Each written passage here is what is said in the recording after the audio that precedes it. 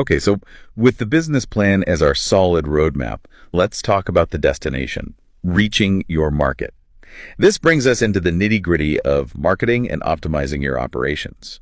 The guide really hammers home the idea that the customer is king. Indeed.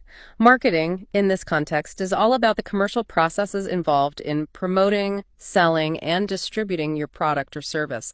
It's about those functions that actually transfer goods from you, the producer, to the consumer. And central to all of this is truly understanding your target market. And how do you get that understanding? It sounds like you need to become an expert on your potential customers, but maybe without spending a fortune on research. You do. The guide emphasizes the skill of grouping people into different market segments, then analyzing which of those segments you should actually target with your product or service. The absolute key is gathering deep insights into those chosen segments. And the good news is you don't necessarily need a huge budget for this. The guide outlines some incredibly practical, really low-cost market research tools you can use. This is where the guide gets really creative with its advice, I thought. Who knew body storming could be a market research tool? Yeah. It seems like it's all about empathy, right? Really trying to step into your customer's shoes. It absolutely is about empathy and gaining that firsthand understanding without breaking the bank. For instance, body storming. It's fascinating, maybe less common.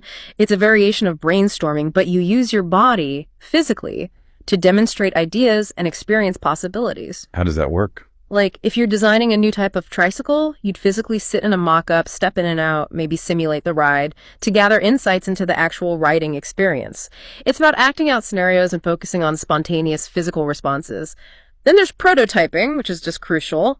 Quickly creating samples or maybe lookalikes of your product. Think of popular taste tests or sampling for food products to get direct, immediate feedback from your target market.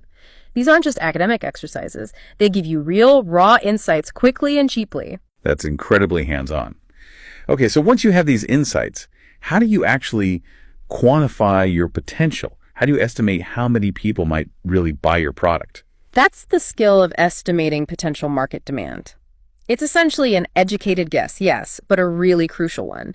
It directly impacts your sales forecasts and therefore your capital needs, your manpower requirements, everything.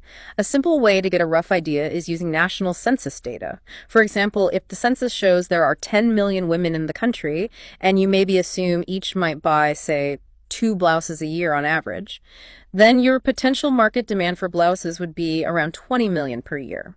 This kind of numerical representation helps you understand the scale of the opportunity and guides your production planning. Okay, so you know your market, you have an idea of how many potential customers there are. Now, how do you actually persuade them to buy your product or service? What are the key marketing strategies the guide highlights for influencing that crucial decision? The guide focuses on several tried and tested approaches. First off, branding. A short, catchy brand name is really essential because it helps people remember you and easily identify your product or service, distinguishing it from competitors.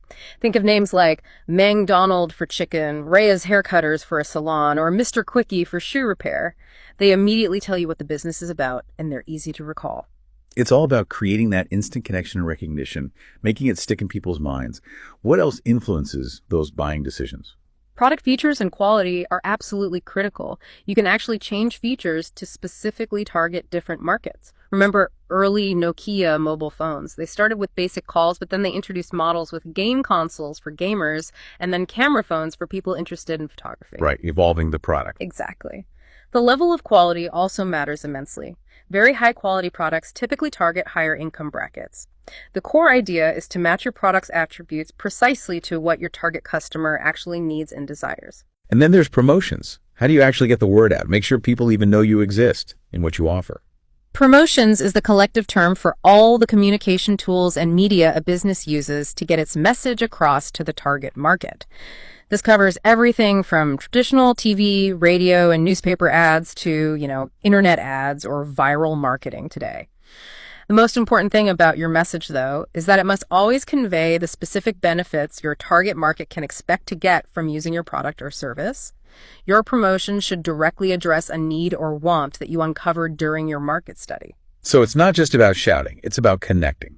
Precisely. The objectives of advertising can vary, maybe building awareness, persuading people to switch, reinforcing their choice, or simply reminding them you're there. And sales promotions involve tangible incentives like free samples or discount coupons to encourage trial or purchase. Woke up tracing lines on the window pane. Thought the world outside was just a driving rain. Felt like flotsam on an endless churning tide. Just a passenger, nowhere left to hide. Blame the stars, the forecast, and the twist of fate. Waited for a sign that always came too late. Every shadow seemed to stretch beyond my control. A whisper telling me I'd never reach my goal. But then the quiet hum started deep inside, and knowing rhythm where my doubt into the thoughts I sent. A tiny spark, a fundamental shift in